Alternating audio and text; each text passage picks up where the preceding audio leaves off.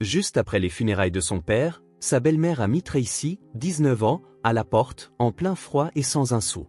La jeune fille se croyait complètement seule, mais son père aimant avait veillé à assurer son avenir dans une telle situation.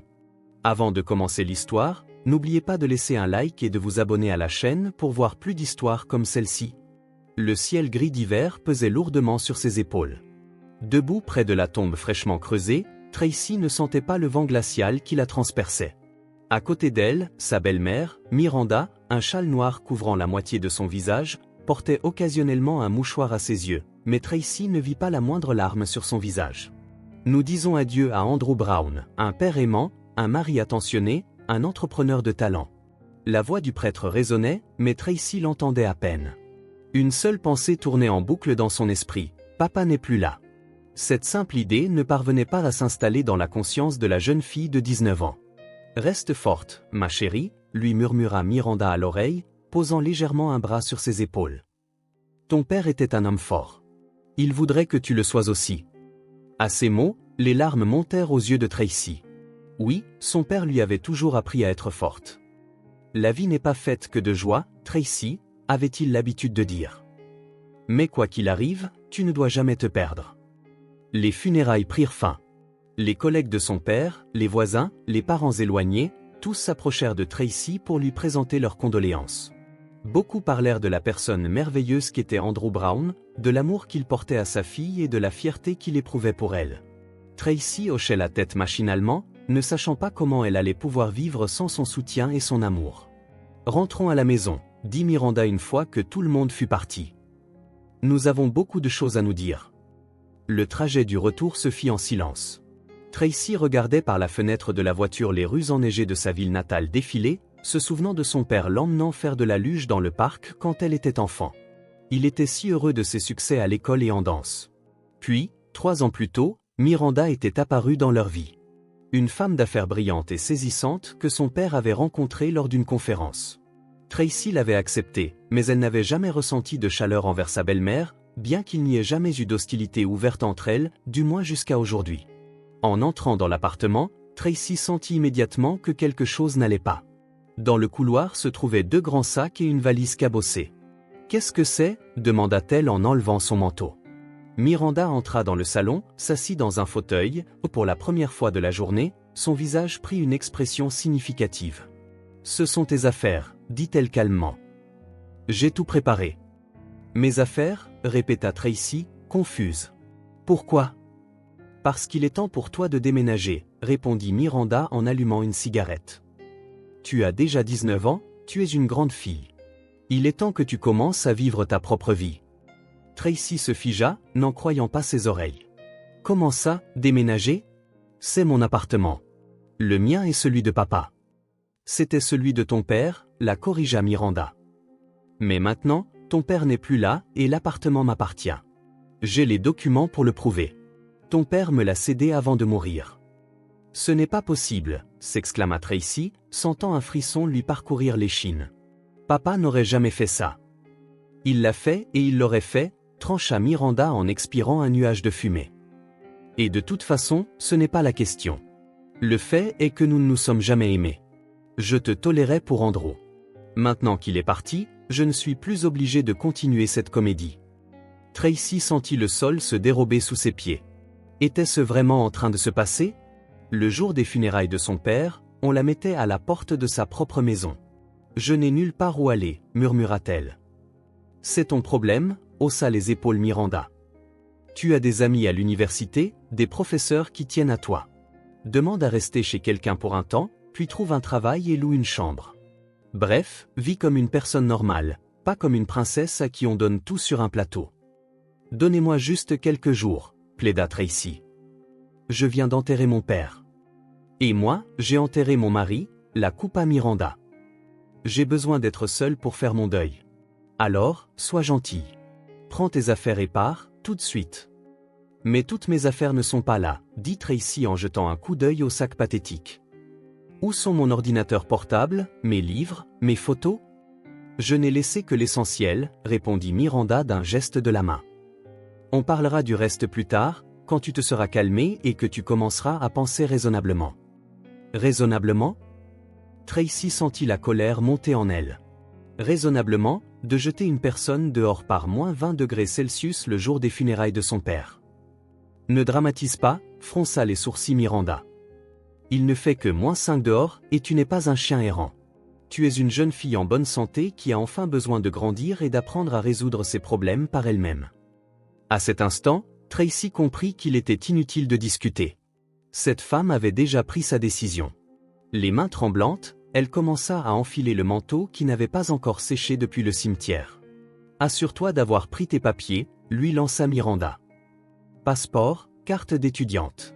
J'ai tout mis dans la poche latérale de la valise. » Tracy hocha la tête en silence, attrapa les sacs et la valise, et sortit en refermant soigneusement la porte derrière elle. Ce n'est qu'une fois dans la cage d'escalier qu'elle s'autorisa à pleurer. Arrivée dans la rue, Tracy s'arrêta près de l'entrée de l'immeuble. Où aller? Vers qui se tourner? Ses amis étaient rentrés chez eux pour les vacances, et elle n'avait pas d'amis assez proches pour débarquer avec une valise. Il ne lui restait plus de famille en ville, seulement des parents éloignés dans d'autres villes avec qui elle ne communiquait même pas. De la neige fondue tombait sur son visage, se mêlant à ses larmes. Tracy errait dans la rue, sans savoir où aller. Le visage de son père lui apparut, si gentil avec ses rides rayonnantes autour des yeux. Comment avait-il pu la laisser dans une telle situation? Ne s'était-il pas rendu compte que Miranda n'attendait qu'une occasion pour se débarrasser d'elle? Les souvenirs l'envahirent comme une vague. Là, ils préparaient une pizza ensemble le week-end. Il cuisinait toujours pour elle le samedi, même quand il était très occupé au travail. Là, ils allaient au cirque.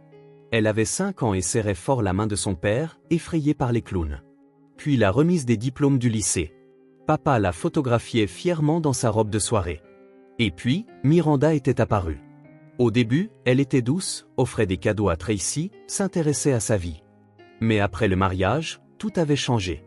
Miranda était devenue froide, distante, et l'année dernière, lorsque son père était tombé gravement malade, elle avait cessé de dissimuler son irritation. « Ta fille est encore assise dans sa chambre à ne rien faire dans la maison », entendait Tracy depuis la chambre de ses parents.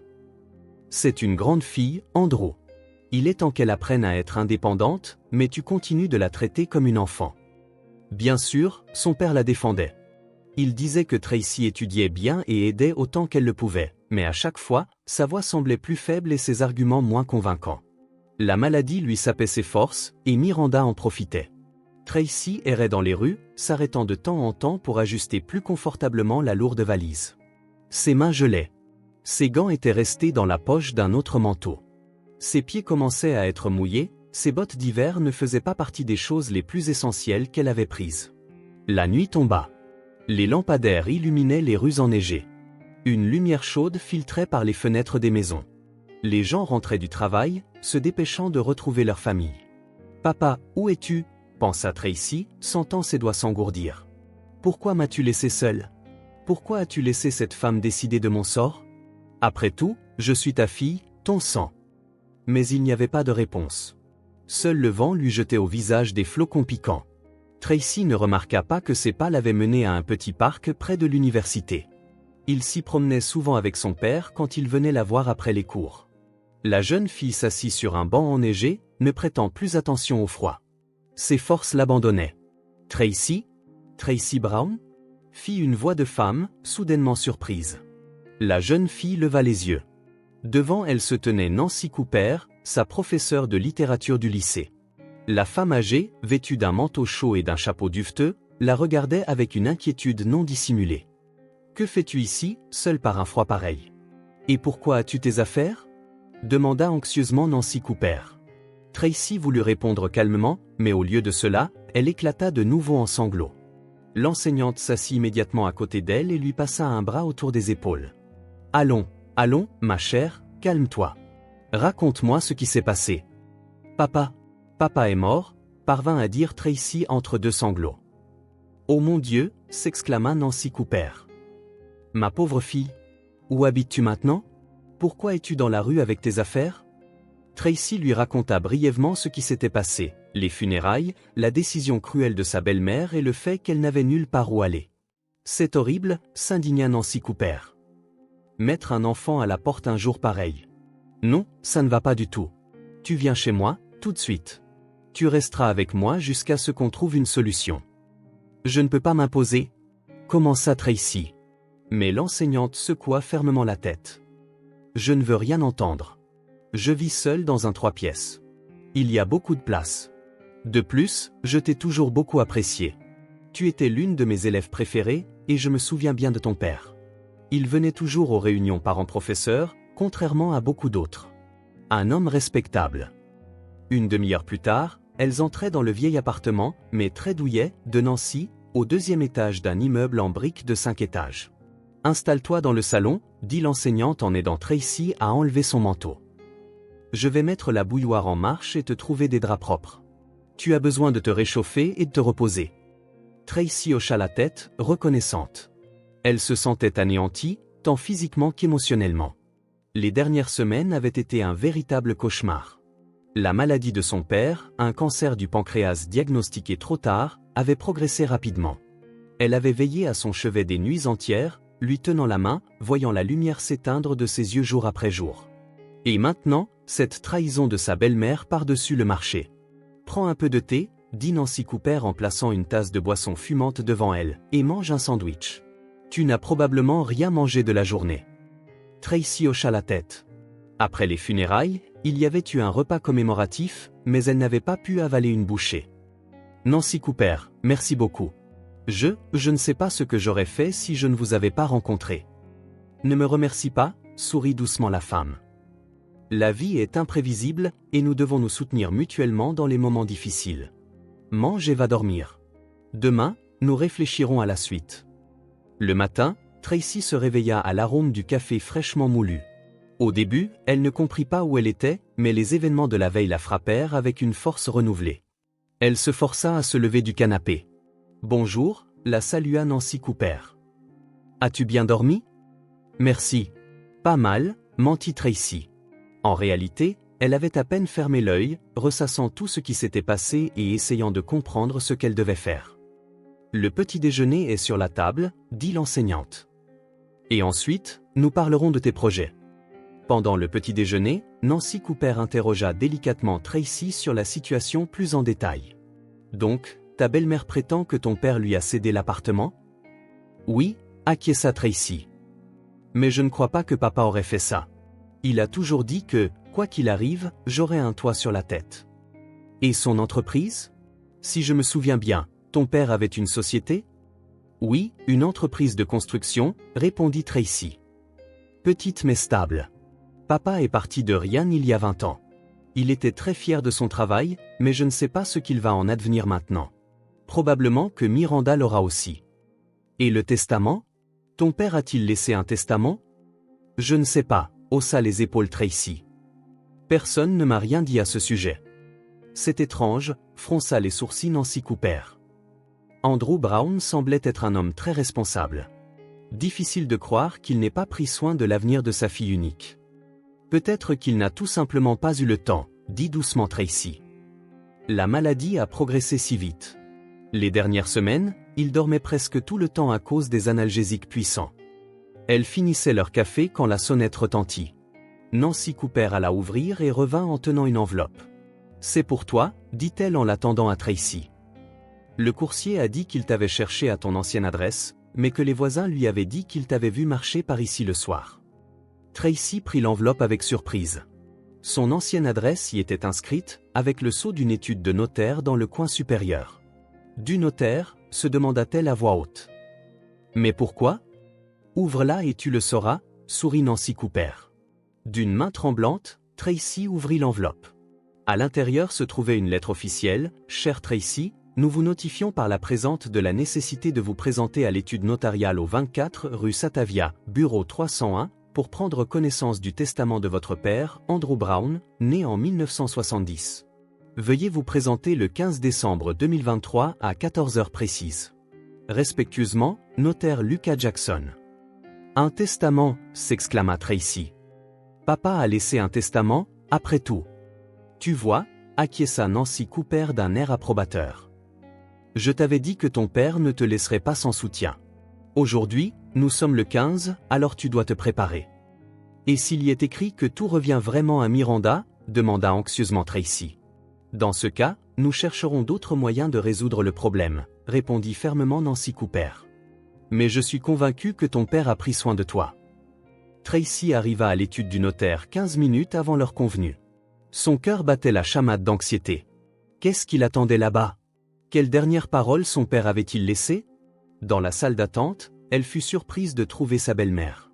Miranda fumait nerveusement une cigarette électronique, faisant les 100 pas dans la petite pièce. « Alors, tu t'es montré ?» lança-t-elle en voyant Tracy. « Tu as trouvé où passer la nuit ?»« J'ai trouvé », répondit sèchement Tracy, ne voulant pas entrer dans les détails. « Il y a de quoi être reconnaissante, » ricana Miranda. « Je pensais déjà à signaler ta disparition à la police. » Comme c'est touchant de ta part, ne put s'empêcher de répondre Tracy avec sarcasme, surtout après m'avoir mise à la rue. Ne dramatise pas, grimaça Miranda. Tu es une grande fille.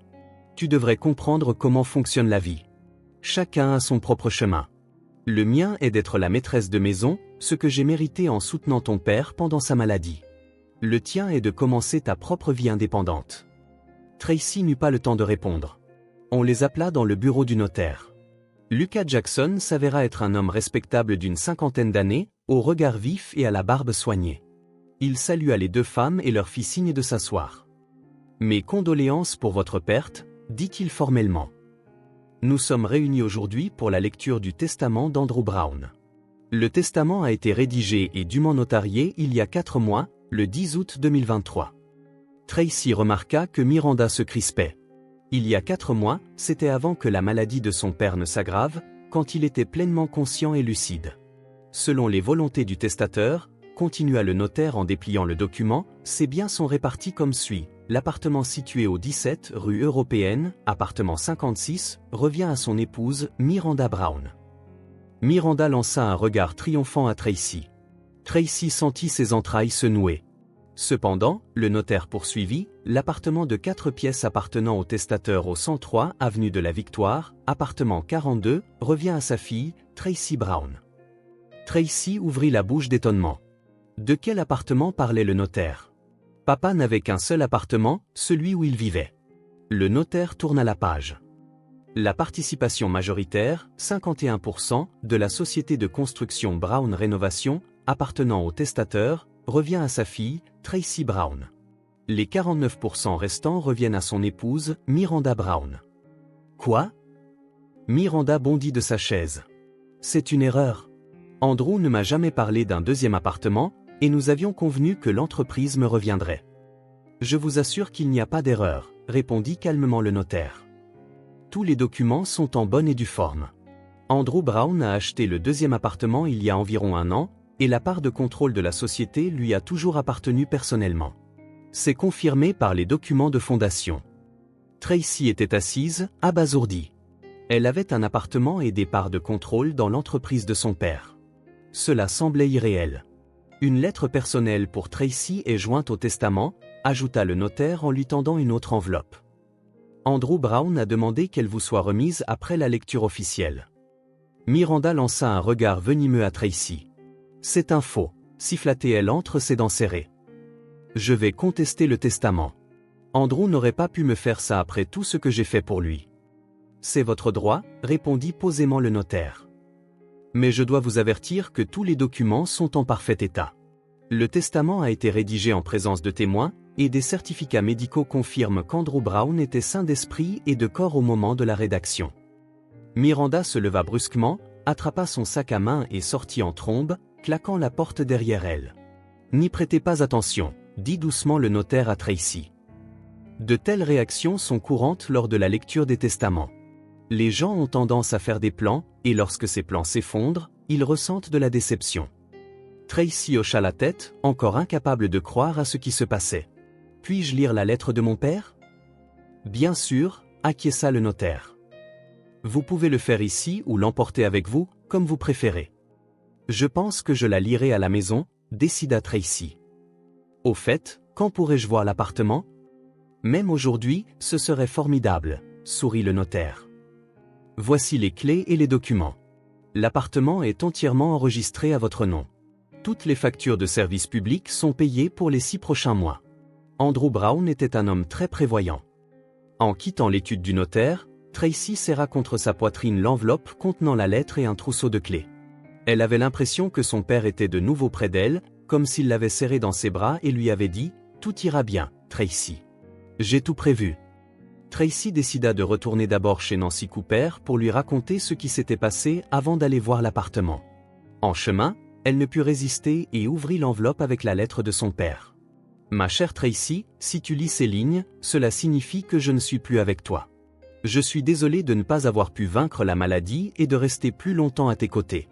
Tu as été et restes la plus grande joie et la plus grande fierté de ma vie. Je me doutais de ce qui pourrait arriver après mon départ. Miranda a changé ces dernières années, et pas pour le mieux. Elle a été une bonne épouse à bien des égards, mais j'ai vu comment elle te traitait et j'ai compris que dès que je ne serais plus là, elle essaierait de se débarrasser de toi. C'est pourquoi, il y a 1 an, j'ai secrètement acheté un appartement pour toi et je t'ai transféré le bloc de contrôle de l'entreprise. Miranda n'était pas au courant. Elle pensait qu'elle hériterait de toute l'entreprise. Je ne voulais pas créer de conflit de mon vivant, alors j'ai tout arrangé par l'intermédiaire de personnes de confiance. L'appartement est entièrement prêt à être habité. Il y a tout ce dont tu as besoin. Dans la chambre, dans le placard, derrière les livres, tu trouveras un coffre-fort. Le code est ta date de naissance. À l'intérieur se trouvent tous les documents importants de l'entreprise et de l'argent pour la période initiale. Il y a des personnes fiables dans l'entreprise qui t'aideront à la gérer. Fais particulièrement attention à Richard, mon adjoint. Il a 58 ans. Il m'a toujours été loyal et il t'aidera. Ne te laisse pas intimider par Miranda. Tous les documents sont juridiquement impeccables et elle ne pourra pas contester le testament, bien qu'elle essaiera sûrement. Je crois en toi, ma fille. Tu es forte et intelligente. Tu t'en sortiras. Souviens-toi que je suis toujours avec toi, dans ton cœur. Avec tout mon amour, ton papa. Tracy ne remarqua pas les larmes qui coulaient sur ses joues. Père avait vraiment pensé à tout. Il l'avait protégé même après sa mort. C'était tout lui, toujours à penser plusieurs coups à l'avance. Nancy Cooper fut heureuse d'apprendre la nouvelle. « Je te l'avais dit », s'exclama-t-elle en serrant Tracy dans ses bras. « Ton père n'aurait pas pu te laisser sans soutien. Quel homme sage d'avoir tout arrangé. » « Oui », acquiesça Tracy en essuyant ses larmes. Mais Miranda a dit qu'elle contesterait le testament. « Quel essai ?» renifla Nancy Cooper. « Si le notaire dit que tout est fait correctement, alors c'est le cas. Maintenant, allons voir ton nouvel appartement. » L'appartement s'avéra spacieux et lumineux, au 10e étage d'un nouvel immeuble avec vue sur un parc. 3 chambres, une grande cuisine, 2 salles de bain. Tout était rénové dans un style moderne, avec de bons meubles et appareils électroménagers. « Oh mon Dieu !» murmura Tracy en contemplant ses nouvelles possessions. « C'est une fortune. » « Ton père voulait clairement que tu ne manques de rien, remarqua Nancy Cooper en ouvrant les placards de la cuisine avec intérêt. « Regarde, il y a même de la vaisselle ici, et assez cher. » Tracy alla dans la chambre et ouvrit le placard. Derrière une rangée de livres, elle trouva en effet un coffre-fort encastré. Elle entra sa date de naissance et la porte s'ouvrit. À l'intérieur se trouvait un dossier de documents et une enveloppe d'argent liquide. 500 000. « Papa », murmura-t-elle en serrant l'enveloppe contre sa poitrine. « Merci. » Le lendemain, Tracy décida de se rendre à l'entreprise de son père. Elle devait rencontrer Richard et comprendre comment les choses se passaient dans la firme. Le bureau de Brown Rénovation était situé dans un petit immeuble de 2 étages dans le quartier des affaires de la ville. Tracy était nerveuse. Elle ne s'était jamais intéressée aux affaires de son père, pensant que ce n'était pas son domaine. Maintenant, elle était sur le point de devenir propriétaire de l'entreprise. À la réception, elle fut accueillie par une secrétaire, une jeune femme au visage amical. « Comment puis-je vous aider ?» demanda-t-elle. « Je m'appelle Tracy Brown, je suis la fille d'Andrew », se présenta la jeune fille. « Je dois parler à Richard. » Les yeux de la secrétaire s'écarquillèrent. « Tracy, bien sûr. Entrez. Richard est dans son bureau. Veuillez accepter mes condoléances pour le décès de votre père. C'était un homme et un leader merveilleux. » « Merci », acquiesça Tracy, touchée par la sincérité de la voix de la femme. L'adjoint était un homme plus âgé, avec une barbe grise et un regard réfléchi. En voyant Tracy, il se leva de derrière son bureau. « Bonjour, Tracy. Enfin, nous nous rencontrons en personne. Votre père m'a beaucoup parlé de vous. »« Bonjour, » dit Tracy en lui serrant la main tendue. « Papa vous a mentionné dans sa lettre et a dit que vous m'aideriez à comprendre l'entreprise. » Volontiers, acquiesça Richard. Veuillez vous asseoir. Nous avons beaucoup de choses à nous dire. Pendant l'heure qui suivit, l'adjoint de son père informa Tracy des affaires de l'entreprise. La société était petite mais stable, spécialisée dans la construction de maisons résidentielles de classe économique et jouissait d'une bonne réputation en ville. Le personnel comprenait environ 30 employés permanents et jusqu'à 100 travailleurs contractuels. Ces derniers mois, pendant que votre père était malade, les choses n'ont pas été faciles, admit Richard. Miranda a essayé d'interférer dans la gestion, bien qu'elle n'ait aucune autorité. Elle a licencié plusieurs employés précieux, ce qui a provoqué des retards sur les chantiers. Nous avons eu du mal à garder la situation sous contrôle. Et maintenant, demanda Tracy. Elle sait que la participation de contrôle m'est revenue. L'homme hocha la tête d'un air sombre. Elle est venue ici juste après l'étude du notaire, a fait un scandale, a menacé de licencier tout le monde dès qu'elle contesterait le testament.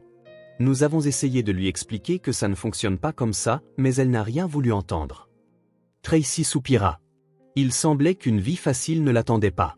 « Que me conseillez-vous » demanda-t-elle. « Je ne connais rien au secteur de la construction.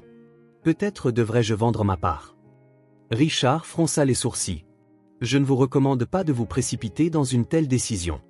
Votre père a bâti cette entreprise pendant 20 ans et y a mis toute son âme. Il voulait que l'entreprise continue. De plus, la société génère des revenus stables. Vous serez financièrement en sécurité avec elle. Vous pouvez vendre à tout moment, mais il vaut mieux d'abord comprendre comment les choses fonctionnent. » Vous avez raison, acquiesça Tracy. Merci. Je vais apprendre. À ce moment, la porte du bureau s'ouvrit brusquement, sans qu'on ait frappé, et Miranda entra. Un homme en costume cher, portant une mallette en cuir, la suivait. Alors, l'héritière est arrivée, ricana la belle-mère en jetant un regard méprisant à Tracy. Elle a décidé de jouer à la femme d'affaires. Et pourtant, hier, tu ne savais même pas la différence entre le débit et le crédit. Miranda, dit fermement Richard, il est d'usage de frapper avant d'entrer dans ce bureau. Ne me dis pas ce que je dois faire, lança la femme. Je suis toujours actionnaire de l'entreprise. Elle désigna son compagnon. Oscar Wright, mon avocat. Nous sommes ici pour vous informer que je dépose une plainte pour contester le testament d'Andrew. L'avocat sortit un dossier de sa mallette. Jusqu'à la décision du tribunal, dit-il officiellement, nous exigeons le gel de tous les actifs de la société et l'arrêt de toutes les opérations financières qui nécessitent la signature de l'actionnaire majoritaire. Pour quel motif ? Demanda Richard, surpris. L'entreprise ne peut pas s'arrêter de travailler à cause de votre plainte. Au motif que le testament a été fait alors qu'Andrew Brown était sous l'influence d'analgésiques puissants, rétorqua l'avocat. Cela a affecté sa capacité à évaluer la situation et à prendre des décisions rationnelles. C'est faux, l'interrompit Tracy. Le testament a été fait il y a 4 mois, quand papa ne prenait pas encore de médicaments puissants. Il était pleinement conscient. C'est ce que tu penses, ricana Miranda. En réalité, il a commencé le traitement plus tôt, mais il t'a caché la gravité de son état pour ne pas te bouleverser. J'ai des documents médicaux pour le prouver. Tracy pâlit. Se pourrait-il que Miranda ait trouvé un moyen de contester le testament de papa ? J'exige que, jusqu'à la décision du tribunal, tous les documents de l'entreprise soient scellés, poursuivit Miranda. Et aucune opération financière sans ma connaissance. Vous n'avez pas le droit de faire ça, objecta Richard. Tracy est la propriétaire légale de la participation de contrôle, et seule elle peut prendre de telles décisions.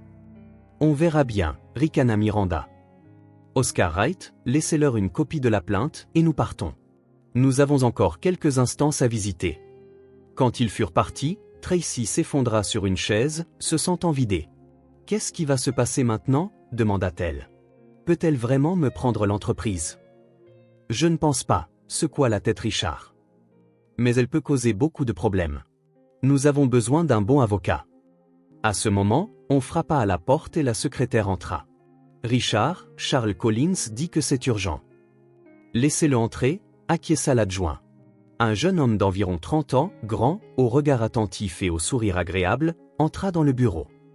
Bonjour, Richard, dit-il, puis il remarqua Tracy. Désolé, je ne savais pas que vous aviez des visiteurs. Charles, je vous présente Tracy, la fille d'Andrew et la nouvelle propriétaire de la participation de contrôle, la présenta Richard. Enchanté de vous rencontrer, sourit Charles en serrant la main de Tracy. Mes condoléances pour votre perte. Andrew Brown était un homme exceptionnel. Merci, acquiesça Tracy, notant la sincérité dans la voix du jeune homme. Charles, nous avons un problème, dit Richard. Miranda est venue avec un avocat. Il dépose une plainte pour contester le testament, affirmant qu'Andrew Brown était frappé d'incapacité au moment de sa rédaction à cause des médicaments. Charles fronça les sourcils. C'est une accusation sérieuse, mais ils ont peu de chance. J'étais présent lors de la rédaction du testament, en tant que témoin, et Andrew Brown était parfaitement sain d'esprit. De plus, il y a un rapport médical de son médecin traitant qui le confirme. Nous pouvons en demander une copie. Vous étiez là quand le testament a été fait ? Demanda Tracy, surprise. Oui, acquiesça Charles. Votre père m'a demandé d'être là. Il voulait que tout soit juridiquement impeccable. J'ai vérifié chaque clause. Mon Dieu, vous arrivez juste à temps, s'exclama Tracy. Je commençais à perdre espoir. Ne paniquez pas, sourit Charles. Nous allons gérer cette situation.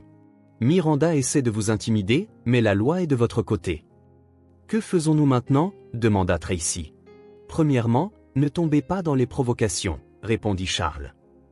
Deuxièmement, rassemblez tous les documents prouvant que votre père était sain d'esprit lors de la rédaction du testament. Je m'en occuperai. Et troisièmement, continuez à faire tourner l'entreprise comme d'habitude. Pas de gel des actifs ni d'arrêt des opérations. Ils n'ont aucune base légale pour cela. Merci, dit sincèrement Tracy. Je ne sais même pas comment vous remercier. Pas de remerciement nécessaire, sourit Charles. Je respectais votre père et je ferai tout pour protéger sa dernière volonté. De plus, c'est mon travail. Au cours des semaines suivantes, Tracy se rendit souvent au bureau de l'entreprise, s'impliquant progressivement dans les affaires. Charles se prépara pour le procès, rassemblant des preuves soutenant la validité du testament. Il consultait souvent Tracy sur des questions juridiques, et une relation chaleureuse et de confiance s'installa progressivement entre eux. Pendant ce temps, Miranda continuait d'essayer de prendre le contrôle de l'entreprise. Elle répandait des rumeurs sur l'incompétence de Tracy, essayait de monter les employés contre la nouvelle propriétaire, et se rendait même sur les chantiers pour menacer les entrepreneurs de résiliation de contrats s'ils continuaient à travailler. Ce n'était pas facile pour Tracy. Elle n'aurait jamais pensé se retrouver dans une telle situation, à gérer une entreprise de construction tout en luttant contre une belle-mère malveillante. Mais le soutien de Richard, de Charles et des autres employés lui donnait de la force. Le jour du procès approchait. Tracy était nerveuse malgré les assurances de Charles que tout irait bien. « Et si Miranda a vraiment des documents que nous ne connaissons pas ?» demanda-t-elle la veille de l'audience, alors qu'elle et Charles étaient restés tard au bureau pour préparer le procès. « Même si c'est le cas, nous y sommes préparés », répondit l'avocat en se frottant les yeux fatigués. Nous avons suffisamment de preuves que votre père était sain d'esprit et de mémoire claire lors de la rédaction du testament. De plus, le notaire a confirmé la légalité de la procédure, ce qui compte beaucoup pour le tribunal. Tracy hocha la tête, mais l'anxiété persistait.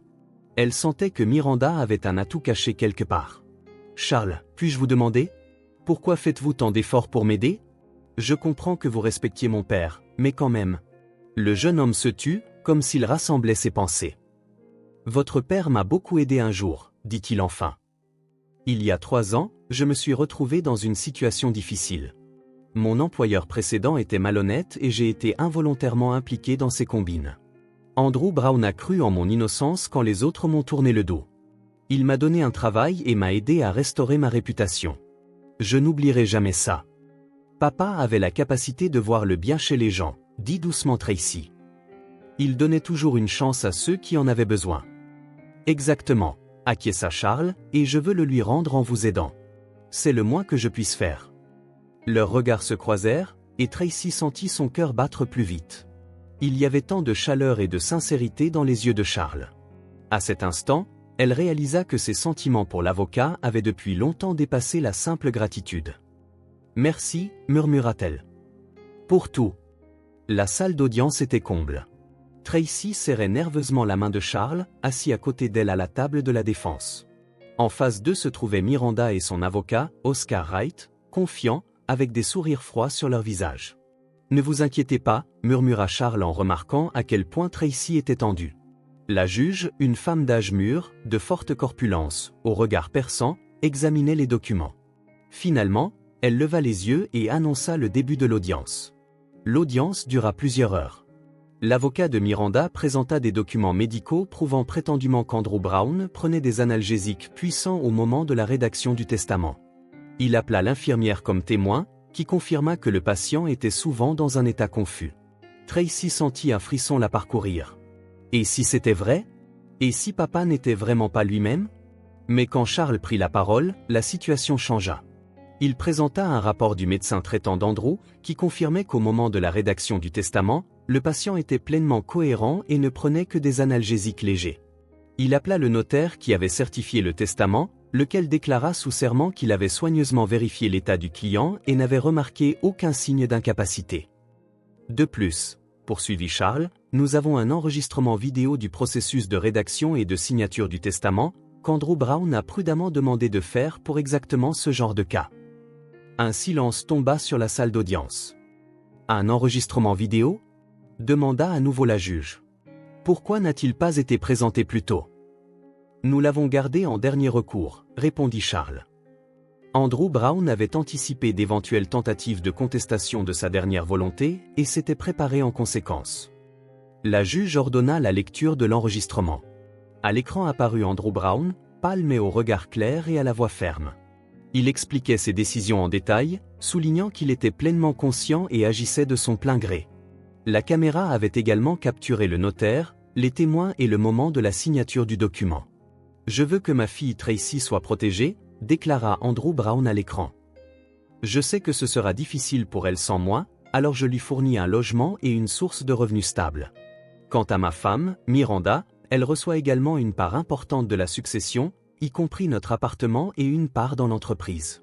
Je considère cette répartition comme équitable. » Quand l'enregistrement prit fin, un silence pesant régnait dans la salle. Tracy essuya une larme en entendant la voix de son père, si calme et confiante même face à la mort. La cour se retire pour délibérer, annonça la juge après une brève consultation avec ses assesseurs. Quelles sont nos chances, à ton avis? Murmura Tracy à Charles. Pratiquement 100%, répondit-il avec confiance. La vidéo a levé tous les doutes. Et en effet, une demi-heure plus tard, la juge rendit son verdict. La plainte de Miranda Brown pour contester le testament fut rejetée dans son intégralité comme étant non fondée. Le testament fut déclaré valide. Les droits des héritiers furent confirmés conformément aux volontés du testateur. Miranda bondit de son siège. « C'est injuste », s'exclama-t-elle. « J'étais à ses côtés jusqu'au dernier jour, je mérite plus. » « Quittez la salle d'audience si vous ne pouvez pas contrôler vos émotions, » répondit froidement la juge. La décision a été prise et peut faire l'objet d'un appel conformément à la loi. Miranda lança un regard brûlant à Tracy et sortit en claquant bruyamment la porte. Son avocat se dépêcha de la suivre en marmonnant des excuses. « Félicitations, » dit Charles alors qu'il quittait le palais de justice. « Maintenant, vos droits sont pleinement protégés et personne ne peut les contester. » « Merci, » dit sincèrement Tracy. « Je n'aurais pas pu m'en sortir sans vous. » « Ne minimisez pas votre rôle, » sourit Charles. « Vous avez fait preuve d'une véritable résilience et force de caractère. Votre père serait fier de vous. » Le jour même, Tracy emménagea dans l'appartement que son père lui avait laissé. Nancy Cooper l'aida avec les dernières choses et à s'installer. « C'est si spacieux ici, » admira l'enseignante en regardant les pièces lumineuses. « Votre père a choisi un endroit merveilleux. L'université n'est qu'à 15 minutes à pied d'ici. » « Oui, » acquiesça Tracy en regardant par la fenêtre. « Papa se souvenait toujours à quel point j'aime marcher. Et le parc est tout près. Nous nous y promenions souvent ensemble quand j'étais petite. Maintenant, ta nouvelle vie commence, » dit doucement Nancy Cooper en serrant son ancien élève dans ses bras. « Et à en juger par la façon dont tu parles de ce jeune avocat, pas seulement sur le plan professionnel. » Tracy rougit. « Nancy Cooper, nous sommes juste des collègues. » Bien sûr, acquiesça l'enseignante avec un léger sourire. À mon âge, on voit ces choses-là. C'est une bonne personne, et c'est ce qui compte. Le lendemain, Tracy vint au bureau de l'entreprise pour la première fois en tant que propriétaire légitime de la participation de contrôle. Les employés l'accueillirent avec des applaudissements. « Félicitations pour votre victoire au tribunal », dit la secrétaire en tendant à Tracy un bouquet de fleurs. « Nous étions tous inquiets pour vous. » Merci, dit Tracy, touchée. Mais c'est notre victoire commune. Je sais que beaucoup d'entre vous ont témoigné et m'ont soutenu. Richard tint la première réunion officielle en présence de Tracy, la présentant à l'équipe comme la nouvelle dirigeante. De nombreux employés exprimèrent leur joie que l'entreprise soit restée dans la famille du fondateur. Nous ne vous décevrons pas, Tracy, dit un contremaître âgé qui travaillait dans l'entreprise depuis sa création. Votre père n'a pas seulement bâti une entreprise, mais une véritable famille. Nous nous soutenons tous ici. Ces mots touchèrent profondément Tracy. Elle réalisa à quel point son père inspirait le respect et à quel point la responsabilité qu'elle portait désormais pour les personnes qui croyaient en lui était grande. Dans les jours qui suivirent, Tracy se jeta à corps perdu dans le travail. Elle étudia la documentation, visita les chantiers, rencontra les entrepreneurs et les clients. Richard et d'autres employés expérimentés lui expliquèrent patiemment les nuances du métier, tandis que Charles l'aidait à comprendre les aspects juridiques. Progressivement, Tracy commença à sentir qu'elle prenait le contrôle. Son diplôme universitaire en économie lui fut très utile, et son attention naturelle aux détails et sa capacité d'écoute l'aidèrent à assimiler rapidement les nouvelles informations. Mais tout ne se passa pas sans heurts. Miranda, bien qu'ayant perdu le procès, n'allait pas abandonner. En tant que propriétaire de 49% des actions, elle avait certains droits dans l'entreprise et les utilisait pour causer des problèmes. Elle bloquait certaines décisions nécessitant l'approbation unanime des actionnaires, répandait des rumeurs parmi les clients sur une gestion prétendument incompétente et tentait même de débaucher des employés clés. Je ne sais pas combien de temps je pourrais encore supporter ça, admit Tracy un soir, alors qu'elle et Charles étaient restés tard au bureau pour examiner une autre plainte de Miranda. C'est comme si elle faisait tout exprès pour m'épuiser. C'est exactement ce qu'elle fait, acquiesça Charles. Elle espère que tu vas te lasser et accepter de lui vendre tes parts pour une bouchée de pain. Ne tombe pas dans cette manipulation. Facile à dire, soupira Tracy. Parfois, j'ai l'impression qu'il serait plus simple de tout vendre et de repartir à zéro. Peut-être que ce serait pour le mieux. Après tout, je ne suis pas une bâtisseuse. Votre père était-il un bâtisseur ? Demanda Charles. Il était économiste de formation, tout comme vous. Mais il croyait en son idée de construire des logements abordables et de qualité pour les gens ordinaires, et il a créé une entreprise dont tout le monde est fier. Vous pouvez continuer son travail, Tracy. Vous avez tout ce qu'il faut. Leurs regards se croisèrent et Tracy sentit une chaleur se répandre dans sa poitrine. Charles croyait en elle, encore plus qu'elle ne croyait en elle-même. Merci, dit-elle doucement. Vous savez toujours comment me soutenir. C'est à ça que servent les amis, répondit Charles avec une légère hésitation. Les amis ? Tracy baissa les lèvres. Bien sûr, que pourrait-il être d'autre ? Elle était une femme d'affaires en herbe avec une tonne de problèmes. Il était un avocat expérimenté qui l'aidait par amitié et par respect pour son père. Mais au fond d'elle, Tracy savait que ses sentiments pour Charles avaient depuis longtemps dépassé l'amitié. Son sourire faisait battre son cœur plus vite. Sa présence lui donnait confiance. Ses conseils étaient toujours pertinents. Avec lui, elle se sentait protégée et comprise. Les semaines passèrent. Tracy gagna en confiance en tant que dirigeante. Elle proposa plusieurs idées pour optimiser le travail de l'entreprise, toutes approuvées à l'unanimité par le personnel. Son idée d'organiser l'événement caritatif « Réparation gratuite dans un foyer pour enfants » suscita un réel enthousiasme au sein de l'équipe et améliora l'image de l'entreprise dans la ville. Miranda continuait ses intrigues, mais maintenant elle n'affectait plus autant Tracy. Elle avait appris à résister aux manipulations de sa belle-mère et à tenir fermement ses positions. Un soir, alors qu'il revenait d'une réunion importante avec des investisseurs, Charles suggéra de manière inattendue « Peut-être devrions-nous aller dîner ? La journée a été rude et je connais un super endroit à proximité. » Tracy le regarda, surprise. En tous les mois où ils se connaissaient, Charles n'avait jamais fait une telle offre. Avec plaisir, répondit-elle, sentant ses joues rougir légèrement. Le restaurant était petit et confortable, avec un éclairage tamisé et de la musique live. Charles était clairement un habitué. Les serveurs le saluèrent chaleureusement. « Je viens parfois dîner ici après le travail », expliqua-t-il en remarquant le regard surpris de Tracy. La nourriture est excellente et ce n'est presque jamais bruyant. Pendant le dîner, pour la première fois, ils parlèrent d'autre chose que du travail. Charles raconta des histoires sur son enfance dans une petite ville de province, sur ses parents enseignants et sur son rêve de devenir avocat depuis sa participation à une olympiade juridique scolaire. Tracy partagea des souvenirs de sa mère, décédée quand elle n'avait que 8 ans, et de la façon dont son père l'avait élevée seule, essayant d'être à la fois père et mère. « Tu sais, dit-elle au moment du dessert, je ne m'étais jamais intéressée aux affaires de mon père. Je pensais que ce n'était pas pour moi, que je ferais quelque chose de complètement différent. Maintenant, je réalise à quel point j'ai manqué de choses. Nous aurions pu passer plus de temps ensemble si j'avais partagé ces centres d'intérêt. » « Ne te blâme pas, dit doucement Charles. Tu étais jeune. Tu avais ta propre vie et ton père le comprenait. Il ne t'a jamais mis la pression, n'est-ce pas? Non, jamais, sourit Tracy. Il soutenait tous mes passe-temps.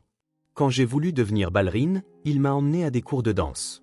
Quand j'ai eu l'inspiration de devenir artiste, il a acheté des peintures et des toiles coûteuses. Quand j'ai décidé d'étudier l'économie, il ne s'y est pas opposé. Même si je pense qu'au fond de lui, il espérait que je rejoindrais son entreprise. Et maintenant tu es là, à continuer son œuvre, sourit Charles. Il serait fier de toi, Tracy. Elle regarda Charles et réalisa soudain que pour la première fois depuis longtemps, elle se sentait vraiment heureuse. Malgré toutes les difficultés, malgré la perte de son père et les manigances de sa belle-mère, une personne était apparue dans sa vie avec qui elle voulait être elle-même. Charles, elle rassembla son courage, puis-je te poser une question personnelle? Bien sûr, acquiesça-t-il. Pourquoi n'es-tu pas marié? Quel âge as-tu maintenant? 32, sourit-il. Pas marié parce que je n'ai pas rencontré celle avec qui je veux passer ma vie. Il hésita. Je pensais que je n'avais simplement rencontré personne, mais maintenant, je n'en suis plus si sûr. Leurs regards se croisèrent et Tracy sentit son cœur faire un bond. Voudrait-il vraiment dire moi? Pensa-t-elle. Charles prit sa main dans la sienne. Je voulais dire ça depuis longtemps. Tu me plais beaucoup, et pas seulement en tant que cliente ou collègue. Je comprends que ce n'est peut-être pas le meilleur moment pour de telles confessions, étant donné tout ce qui se passe dans ta vie. C'est le meilleur moment, l'interrompit Tracy en serrant sa main en retour. Tu me plais beaucoup aussi, Charles, et je ne sais pas ce que j'aurais fait tous ces mois sans ton soutien. Il sourit, et ses yeux brillèrent d'une telle chaleur que Tracy en eut le souffle coupé. Alors peut-être qu'on peut arrêter de se vouvoyer? Suggéra-t-il. Avec plaisir, rit Tracy. Après le dîner, Charles la raccompagna chez elle. À l'entrée, il s'arrêta, hésitant. Puis-je t'inviter à un vrai rendez-vous ce week-end, par exemple? Tu peux, acquiesça Tracy, sentant à nouveau ses joues rougir. Je serais très heureuse. Charles se pencha et l'embrassa doucement. C'était un baiser tendre, presque immatériel, qui fit tourner la tête de Tracy. À demain, murmura-t-il en s'écartant. Fais de beaux rêves. À demain, répéta-t-elle en le regardant rejoindre sa voiture. En montant dans l'ascenseur, Tracy ne put retenir son sourire. Un nouveau chapitre commençait dans sa vie, et pour la première fois depuis longtemps, l'avenir ne semblait pas être un lourd fardeau de responsabilité, mais apparaissait plein de nouvelles possibilités et d'espoir. Le printemps apporta non seulement le réveil de la nature, mais aussi une nouvelle étape dans la vie de Tracy. L'entreprise Brown Rénovation était florissante sous sa direction. 3 nouveaux complexes résidentiels furent achevés exactement dans les délais, et les clients laissaient des critiques élogieuses sur la qualité de la construction et l'approche honnête des affaires. Tous les employés se rassemblèrent dans la salle de conférence de l'entreprise. Une réunion importante fut précédée d'un petit moment solennel. « Chers collègues », commença Tracy en regardant tout le monde. Aujourd'hui marque exactement 6 mois que j'ai pris la direction de l'entreprise. Je veux remercier chacun d'entre vous pour votre soutien, votre patience et votre confiance. Je n'aurais pas pu m'en sortir sans vous. C'est nous qui devrions te remercier, répondit Richard en se levant. Tu as préservé l'esprit de l'entreprise que ton père a créée et tu as apporté de nouvelles idées qui nous ont fait avancer. Des applaudissements éclatèrent. Tracy sourit, émue, remarquant Charles au fond de la salle qui la regardait avec une fierté non dissimulée. Au cours de ces 6 mois, leur relation s'était transformée en un lien solide basé sur le respect mutuel et l'amour. J'ai une annonce importante, poursuivit Tracy alors que les applaudissements s'estompaient. Aujourd'hui, nous lançons officiellement la fondation caritative Andrew Brown. La fondation aidera les orphelins et les familles en difficulté avec le logement et l'éducation. Cette initiative fut entièrement soutenue par l'équipe. De nombreux employés se portèrent volontaires pour participer au travail de la fondation, offrant leur aide professionnelle et leur temps personnel. Après la réunion, Tracy se rendit dans son bureau, l'ancien bureau de son père. Sur le bureau se trouvait sa photo dans un cadre formel. Elle lui parlait souvent, lui racontant les affaires du travail et lui demandant conseil dans les situations difficiles. « Tu serais fier, papa », dit-elle doucement en regardant le visage familier. « Nous faisons tout comme tu le voulais. » On frappa doucement à la porte. « Puis-je entrer » Charles jeta un coup d'œil dans le bureau. « Comment te sens-tu après la présentation ?» J'étais un peu nerveuse, mais maintenant je me sens mieux, sourit Tracy. Tant de choses se sont passées au cours de ces 6 mois, et il y a encore beaucoup à venir. Charles s'approcha d'elle et lui prit les mains. Au fait, j'ai parlé à nos avocats à propos de Miranda. Elle a accepté de vendre ses parts. Vraiment ?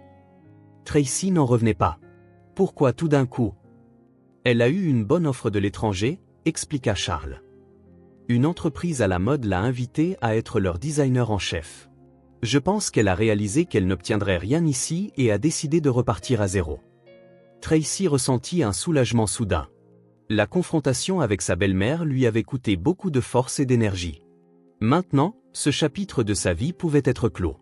Je ne lui en veux pas, admit Tracy. Ces mois m'ont beaucoup appris, et d'une certaine manière, je lui suis même reconnaissante. Sans sa cruauté, je n'aurais peut-être jamais su de quoi j'étais capable, ni ne t'aurais rencontré. Charles la serra doucement dans ses bras. « Et j'ai une surprise pour toi », dit-il en sortant une petite boîte en velours de sa poche. Je voulais faire ça dans un cadre plus romantique, mais pour une raison quelconque, le moment me semble opportun maintenant. Il s'agenouilla et ouvrit la boîte, révélant une bague élégante avec un petit diamant parfaitement clair qui scintillait à l'intérieur. « Tracy Brown, veux-tu m'épouser » Son souffle se coupa. En regardant dans ses yeux bienveillants, elle n'hésita pas une seconde. « Oui », répondit-elle simplement. « Bien sûr que oui. » Charles lui passa la bague au doigt et se releva pour l'embrasser. À ce moment, un rayon de soleil perça les nuages et illumina la photographie d'Andrew sur le bureau. Tracy crut voir son père sourire, comme s'il les bénissait. Un mois plus tard, elle et Charles posèrent ensemble la première pierre de la fondation d'un nouveau projet, un complexe résidentiel pour jeunes familles dans le cadre d'un programme préférentiel spécial. Une partie des appartements était destinée aux diplômés des orphelinats qui commençaient leur vie indépendante. « Tu sais, » dit Tracy alors qu'ils rentraient chez eux après la cérémonie, « je n'aurais jamais pensé que je serais impliqué dans la construction, mais maintenant je comprends que construire des maisons pour les gens, ce n'est pas seulement des affaires. C'est une mission. Nous donnons aux gens non seulement un toit sur la tête, mais un endroit où ils seront heureux. » Ton père a toujours compris ça, acquiesça Charles. Et tu es sa digne successeur. À la maison, Tracy fit une autre découverte. En triant une vieille boîte de documents de son père, elle trouva une photographie jaunie où un jeune Andrew Brown se tenait à côté d'un homme âgé devant une maison en construction. Au dos était écrit « Ma première maison, avec grand-père ». Il m'a appris la chose la plus importante, il faut construire de manière à ne pas avoir honte de regarder dans les yeux ceux qui y vivront. Tracy traça doucement ses doigts sur la photo. Maintenant, elle comprenait d'où venait la passion de son père pour la construction. C'était une tradition familiale, transmise de génération en génération. Et maintenant, elle en faisait elle-même partie. « Merci, papa », murmura-t-elle, « pour toutes tes leçons, pour avoir cru en moi-même quand je ne croyais pas en moi. » La vie continua. L'entreprise se développa. La fondation pour l'orphelinat fonctionnait à plein régime. Le mariage avec Charles était prévu pour l'automne. Tracy pensait souvent à la façon étrange dont le destin se déroule. Parfois, les épreuves les plus difficiles mènent aux changements les plus lumineux. Et bien que son père lui manquât toujours, la douleur de la perte se transforma progressivement en un souvenir lumineux et en gratitude. Son héritage vivait dans chaque maison construite, dans chaque famille heureuse qui recevait les clés d'un nouvel appartement, et dans chaque enfant qui retrouvait l'espoir grâce à la fondation en son nom. Et surtout, il vivait dans le cœur de Tracy, qui savait maintenant avec certitude que quoi qu'il arrive, elle ne serait plus jamais seule. L'amour de son père, le soutien de Charles et sa propre force intérieure l'aideraient à surmonter tous les obstacles sur son chemin.